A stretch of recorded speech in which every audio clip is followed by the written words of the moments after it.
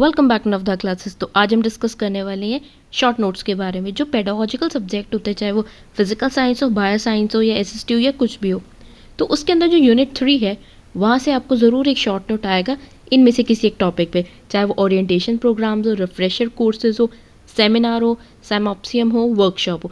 तो एक एक करके हम सारे के सारे टॉपिक्स को अलग अलग वीडियोज़ के अंदर कवर करेंगे और इसकी सब्जेक्ट की पूरी सीरीज़ आपको प्लेलिस्ट मेरे चैनल पर मिल जाएगी। तो पहला है ओरिएंटेशन प्रोग्राम। जो ओरिएंटेशन होता है उसके अंदर 3 चीज़ें आ जाती है, डिबेट, डिस्कशन और कंपटीशन। तो जो सबसे पहला हम पढ़ने वाले हैं वो है डिबेट के बारे में कि डिबेट क्या है। तो डिबेट एक लिटरेचर की वो फॉर्म है जिसके अंदर बच्चे जो है या स्टूडेंट्स हैं अपने व्यूज़ रखते हैं। अब व्यूज़ फॉर में भी हो सकते हैं, अगेंस्ट में भी हो सकते हैं। मतलब कुछ बच्चे जो फ़ायदे और अच्छाई के बारे में बोलेंगे उस टॉपिक की, और कुछ बच्चे उसके अगेंस्ट में बोलेंगे। इसको हम बोलते हैं discussion rich in argument. Argument मतलब दो ऑपोजिट, पॉजिटिव भी और नेगेटिव भी। इससे क्या होता है, बच्चों के आइडियाज सर्कुलेट होते हैं, सबके बारे में पता लगता है कि हाँ कौन क्या सोच रहा है, कौन पॉजिटिव थिंक कर रहा है, कौन नेगेटिव थिंक कर रहा है, हर एस्पेक्ट के बारे में हमें पता लग जाता है। तो डिबेट का फ़ायदा क्या है? डिबेट से क्या होता है, जो प्यूपिल यानी कि जो स्टूडेंट है उसकी ट्रेनिंग बहुत अच्छी हो जाती है। ट्रेनिंग अच्छी क्या, उसको एक इम्प्रेसिव मैनर में अपने व्यूज़ रखने आ जाते हैं, उसके अंदर एक स्किल्स आ जाती है, साथ में सेल्फ कॉन्फिडेंस भी आ जाता है अपनी बात रखने का। देन मोर ओवर इससे क्या है, बच्चे का सेल्फ कंट्रोल भी डेवलप होता है। सेल्फ कंट्रोल का मतलब ये है कि अगर सामने वाला कुछ अगेंस्ट में बोल रहा है तो आप बहुत पेशेंटली, बहुत कामली सामने वाले की बात सुनोगे और समझोगे। इसको हम बोलते हैं सेल्फ कंट्रोल। साथ में रीजनिंग पावर बहुत बढ़ जाती है। रीजनिंग पावर बढ़ना बहुत अच्छी बात होती है, स्पेशली स्टडीज़ की ग्रोथ के लिए। नेक्स्ट, इससे बच्चे को पार्लियामेंट्री प्रोसीजर के बारे में पता लग जाता है कि जो दिल्ली में जो हमारे इंडियन पार्लियामेंट है वहाँ पर जो मिनिस्टर है वो किस तरह फॉर और अगेंस्ट के बारे में डिस्कस करते हैं। इन शॉर्ट, अगर कोई भी कानून बनता है तो बहुत सारे नेता उसके फेवर में बोलते हैं और बहुत सारे नेता जो उसके अगेंस्ट में बोलते हैं, उसकी कमियाँ निकालते हैं। ये एक अच्छी बात है ताकि वो जो कानून आ रहा है उसकी हमें कमियों के बारे में पता लग सके और उस कमियों को हम कैसे ठीक कर सकते हैं। इसको हम बोलते हैं पार्लियामेंट्री प्रोसीजर। तो बच्चों को पार्लियामेंट्री प्रोसीजर के बारे में पता लगता है अगर वो डिबेट जैसी चीज़ों में पार्टिसिपेट करते हैं। साथ में उन्हें प्रॉब्लम थिंकिंग एटीट्यूड आ जाता है, प्रॉब्लम सॉल्विंग मतलब जब वो अगेंस्ट सुनेंगे यानी कि बहुत सारी कमियां सुनेंगे तो उस कमियों को सॉल्व करने की तरफ उनका सारा ध्यान जाएगा। इसलिए ये जो डिबेट है वो एक प्रॉब्लम सॉल्विंग एटीट्यूड डेवलप करता है बच्चों के अंदर। साथ में कॉग्निटिव ग्रोथ भी हो जाती है। नेक्स्ट, उनसे क्रिएटिव एबिलिटी भी हो जाती है, थिंकिंग। जब बच्चा किसी न किसी टॉपिक के बारे में सोच रहा है, उसके अगेंस्ट के बारे में सोच रहा है, उसके फेवर में बारे में सोच रहा है, तो उसकी जो थिंकिंग कैपेसिटी, जो मेंटल हॉराइजन है वो बहुत ज़्यादा बढ़ जाता है, बहुत अच्छे से सोचता है। नेक्स्ट है वो अलग अलग अप्रोच यूज़ करता है कि अगर इसका कोई आर्ग्यूमेंट हो गया या फिर किसी टॉपिक से रिलेटेड उसको उसके अगेंस्ट में बोलना है, डिसएडवांटेज बोलना है, तो उस डिसएडवांटेज को प्रेजेंट करने के, बोलने के और अलग अलग तरीके हो सकते हैं। तो बच्चा उनमें से जो सही तरीका है उसको अडॉप्ट करता है क्रिटिसाइज़ करने के। नेक्स्ट एक higher order of cognitive and affective domains of teaching.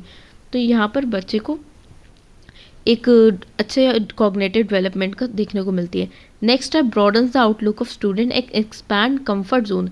तो बच्चा जब डिबेट के अंदर पार्टिसिपेट करता है तो एक वो अपने कंफर्ट जोन से बाहर निकलता है, चीज़ों की अच्छाई और बुराई के बारे में जानता है। अगर ये जो डिबेट जैसी चीज़ है इसके हमने फ़ायदे पढ़े, इसको और ज़्यादा अगर हमें इफेक्टिव बनाना है तो हमें कुछ ना कुछ स्टेप्स उठाने पड़ेंगे। सबसे पहले जो प्रिपरेशन का मटेरियल है वो बच्चों के अमंग डिवाइड कर देना है कि जितना भी उस टॉपिक से रिलेटेड मटेरियल है वो सारा का सारा इक्वली डिस्ट्रीब्यूट हो, और जो टॉपिक हम सिलेक्ट करने वाले हैं वो बच्चों की ग्रैप्स के बाहर ना हो, बच्चों की नॉलेज से थोड़ा बहुत रिलेटेड हो, बहुत ही अननोन टॉपिक ना हो। और साथ में यहाँ पर जो ट्रेनिंग होने वाली है कि डिबेट में बच्चा ऐसे ही डायरेक्टली पार्टिसिपेट नहीं करता, उसको पहले थोड़ी बहुत ट्रेनिंग दी जाती है कि क्या क्या मेथड यूज़ करने होते हैं, किस तरह अपना डायलॉग प्रेजेंट करना होता है। तो यहाँ पर जो पीपल्स यानी कि स्टूडेंट होता है उनको एक सिस्टम के साथ ट्रेनिंग देनी होती है, तब उनको इन चीज़ों में पार्टिसिपेट करने देना चाहिए। अदरवाइज़ जो उनकी जो स्टडी है एक रॉन्ग डायरेक्शन में चली जाती है। वो सही से जब समझते नहीं कि आर्गुमेंट किस सही तरीके से करना है तो वो थोड़ा सा एग्रेसिव भी हो सकता है। नेक्स्ट है डायरेक्शन एंड प्लानिंग। तो जो डायरेक्शन एंड प्लानिंग होगी डिबेट की वो टीचर्स को हैंडल करनी होती है ताकि वो बच्चों को सही डायरेक्शन दे और बच्चों को पता लग जाए कि डायरेक्शन क्या है। नेक्स्ट है कि जितने ज़्यादा पीपल्स इनकरेज होकर इस डिबेट में पार्टिसिपेट करेंगे उतना ही बेटर रहेगा स्टूडेंट्स के लिए भी और हमारी सोसाइटी के लिए भी। तो हमारे डिबेट का जो ऑब्जेक्टिव, हाँ, उनके आर्ग्यूमेंट में छुपा होता है कि हम उसके फ़ायदे के बारे में ज़्यादा प्रमोट करें या उसके नुकसान के बारे में। फ़ायदे को हम बोलते हैं फॉर और जो नुकसान होते हैं उसको हम बोलते हैं अगेंस्ट। तो जो आर्ग्यूमेंट्स होते हैं यानी कि जो फॉर और अगेंस्ट होते हैं उनको हम शॉर्ट में आर्ग्यूमेंट्स बोलते हैं। और डिबेट के बाद जो लिसनर होता है, यानी कि अगर कोई फॉर एग्जांपल फॉर में बोल रहा है तो अगेंस्ट वाला उससे क्वेश्चन पुट कर सकता है, और अगर कोई अगेंस्ट वाला बोल रहा है तो फॉर वाला उससे क्वेश्चन पुट कर सकता है। इससे क्या होता है, डिबेट्स बहुत ज़्यादा एक्टिव हो जाते हैं। और यही ट्रू स्पिरिट है डिबेट की, कि फॉर और अगेंस्ट दोनों बोला जाए, दोनों एक दूसरे से क्वेश्चन पुट करें और दोनों को एक प्रॉपर आंसर मिले। तो हाँ, डिबेट को हमेशा फॉर्मली कंडक्ट करना चाहिए, इनफॉर्मली कभी भी कंडक्ट नहीं करना चाहिए। डिबेट के हाँ बहुत ज़्यादा फ़ायदे हैं, पर नुकसान भी है। नुकसान इसलिए क्योंकि कई बार जो बच्चे होते हैं ना, सामने वाले ओपोनेंट की बात सुनने से इनकार कर देते हैं। क्योंकि जैसे मैंने पहले भी बताया कि डिबेट के अंदर दो लोग होते हैं, एक फॉर में बात कर रहा होता है और एक अगेंस्ट में बात कर रहा होता है। समटाइम्स ऐसा होता है कि जो फॉर वाला है वो अगेंस्ट वाले की बात नहीं सुनता, या अगेंस्ट वाला फॉर वाले की बात सुनने के लिए तैयार नहीं होता, क्योंकि उनके अंदर इतनी पेशेंस नहीं होती। तो हाँ, यहाँ पर थोड़ी सी बहुत प्रॉब्लम क्रिएट हो जाती है। ये डिबेट का एक डिसएडवांटेज है। और बहुत बार ऐसा भी होता है कि डिबेट आउट ऑफ ट्रैक चले जाते हैं। मतलब तो टीचर की बहुत ड्यूटी बनती है कि जो डिबेट है वो जिस पर्टिकुलर टॉपिक के बारे में चला, उसी टॉपिक के इससे ही इंटैक्ट रहे, किसी दूसरी डायरेक्शन में ना चले जाए, और बच्चों के बीच में लड़ाई बिल्कुल ना हो जाए। तो हाँ, डिबेट को अगर हम ऑर्गेनाइज तरीके से करें, हर एक टॉपिक को सोच समझ के दिया जाए, तो बहुत अच्छी तरह से हो जाता है। लेकिन अगर हम टॉपिक सोच समझ के ना दें तो डिबेट में बहुत ज़्यादा प्रॉब्लम आ जाती है।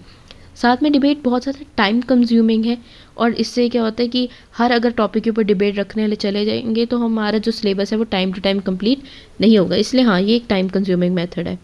और हाँ, एक बहुत ज़्यादा इंपॉर्टेंट बात होती है कि यहाँ पर स्टूडेंट को एक फुल अटेंशन देनी होती है डिबेट के टॉपिक पे, कि हर पॉइंट अच्छे से कवर हो गया है नहीं हो गया। क्योंकि उनको पता है अगर वो उसके फॉर में बोल रहे हैं तो सामने वाला कोई ना कोई क्वेश्चन पुट कर सकता है।